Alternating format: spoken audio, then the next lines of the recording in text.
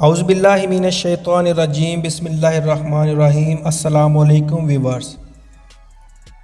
کہا جاتا ہے کہ دو ممالک کے درمیان دوستی نہیں ہوتی بلکہ دونوں ممالک کے درمیان بڑھتی قربت صرف اپنے ملکی مفاد کی خاطر ہوتی ہے، جسے دوستی کا نام دیا جاتا ہے۔ ہم میں سے اکثر لوگ پاکستان کے صدر ایوب خان کے اس امریکی دورے کے بارے میں تو جانتے ہیں، جسے پاکستانی صدر کا استقبال خود امریکی صدر جان ایف کینیڈی نے کیا تھا۔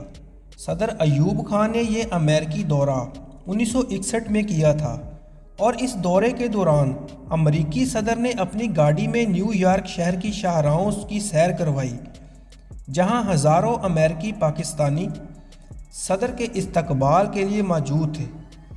لیکن کیا آپ کو یہ معلوم ہے کہ صدر ایوب کے علاوہ ایک پاکستانی اور بھی ایسا تھا جس کے استقبال کے لیے خود امریکی نائب صدر ایئرپورٹ پہنچے تھے؟ حیران کن بات یہ ہے کہ یہ پاکستانی نہ تو پاکستان کا سربراہ تھا، نہ کوئی سیاستدان یا فوجی، اور نہ ہی کوئی ارب پتی بزنس مین، بلکہ یہ ایک عام پاکستانی مزدور تھا۔ اس عام پاکستانی غریب مزدور کا نام بشیر احمد ساربان، اور یہ پاکستان کے شہر کراچی میں اونٹ چلاتا تھا، اور تاریخ میں کبھی ایسا نہیں ہوا تھا کہ امریکہ کا نائب صدر کسی عام پاکستانی شخص کے استقبال کے لیے ایئرپورٹ جائے گا۔ در حقیقت عام پاکستانی کے اس استقبال کے پیچھے ایک انتہائی دلچسپ اور حیران کن کہانی چھپی ہے۔ 20 جنوری 1961 کو جب جان ایف کینیڈی امریکی صدر بنے تو اس کے ساتھ ہی امریکی کے نائب صدر کا عہدہ لینڈن جانسن کے پاس آ گیا۔ اسی سال امریکی نائب صدر لینڈن جانسن پاکستان کے دورے پر آئے تاکہ امریکہ اور پاکستان کے تعلقات مزید بہتر ہو سکیں۔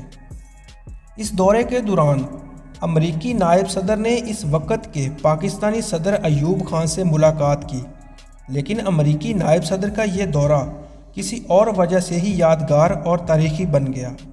امریکی نائب صدر اپنے دورے کے دوران کراچی میں موجود تھے، جبکہ ان دنوں کراچی کو دنیا بھر کے لیے معاشی رول ماڈل کی حیثیت حاصل تھی۔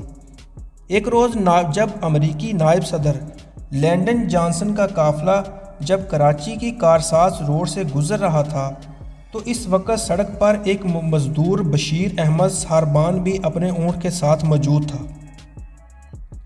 بشیر احمد نے امریکی نائب صدر کے قافلے کو دیکھ کر دور سے ہی ہاتھ ہلایا اور امریکی نائب صدر کی نظر بشیر احمد پر پڑی تو اس نے گاڑیوں کو روکنے کا کہا اور پاکستانی سرکاری اہلکاروں سے کہا کہ بشیر احمد سے اس کا تعارف کروایا جائے، جس کے بعد لینڈن جانسن گاڑی سے اتر کر بشیر احمد کے پاس چلے آئے۔ بشیر احمد سے اس کا حال چال پوچھا اور ساتھ ہی دوستی کی پیشکش کر ڈالی۔ یہ ایک انتہائی دلچسپ صورتحال تھی۔ بشیر احمد نے پیشکش قبول کی، جبکہ امریکی نائب صدر نے واپس جاتے ہوئے بشیر احمد کو امریکہ آنے کی دعوت بھی دی۔ بشیر احمد کے تو وہم و گمان میں بھی نہیں تھا کہ وہ کبھی امریکہ بھی جائے گا، اور وہ بھی امریکہ حکومت کا مہمان بن کر۔ بشیر احمد ساربان ایک غریب مزدور تھا جو اپنا گزر بسر اونٹ چلا کر کرتا تھا، لیکن امریکہ کے نائب صدر نے اس دعوت اور دوستی پر انتہائی سنجیدگی کا مظاہرہ کیا، اور امریکہ پہنچنے کے بعد امریکہ کے نائب صدر نے اکتوبر 1961 میں باقاعدہ بشیر احمد امریکہ آنے کی دعوت دی، اور بشیر احمد کی امریکہ آمد پر اس کے استقبال کے لیے خود ایئرپورٹ پہنچ گئے۔ یہ تاریخ کا ایک انوکھا واقعہ تھا۔ ایئرپورٹ سے بشیر احمد کو واشنگٹن لے جایا گیا اور وہاں صدارتی محل کی سیر کروائی گئی، اور ساتھ ہی بشیر احمد کو امریکن صدر جان ایف کینیڈی کے آفس بھی لے جایا گیا۔ اس موقع پر بشیر احمد نے امریکہ کے ایک اسکول میں تقریر بھی کی، جہاں اس کے ساتھ امریکی نائب صدر کی اہلیہ اور بیٹی بھی موجود تھے۔ بشیر احمد کے ساتھ ایک مترجم بھی موجود رہتا تھا۔ اس دورے کے دوران امریکہ کے نائب صدر لینڈن جانسن بشیر احمد کو اپنے ذاتی گھر بھی لے گئے، جہاں دوپہر کے کھانے کا اہتمام تھا۔ اس موقع پر بشیر احمد کے لیے نہ صرف خاص طور پر حلال گوشت منگوایا گیا، بلکہ ایسے ایٹم تیار کروائے گئے جنہیں ہاتھوں سے کھایا جا سکتا تھا، تاکہ بشیر احمد کو کسی قسم کی مشکل پیش نہ آئے۔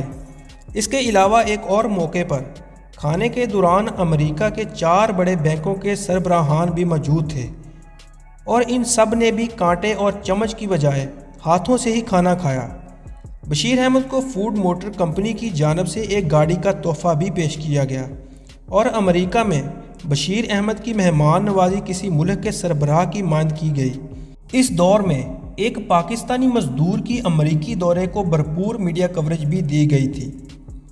بشیر احمد کے واپس پاکستان آنے کے بعد امریکہ کے نائب صدر نے انہیں عمرہ کی ادائیگی کے لیے سعودی عرب بھی بھجوایا اور اس کے سارے انتظامات بھی خود لینڈن جانسن نے کروائے۔ 1963 میں امریکی صدر جان ایف کینیڈی کو قتل کر دیا گیا، جس کے بعد اس وقت کے نائب صدر یعنی لینڈن جانسن امریکہ کے 36ویں صدر بن گئے۔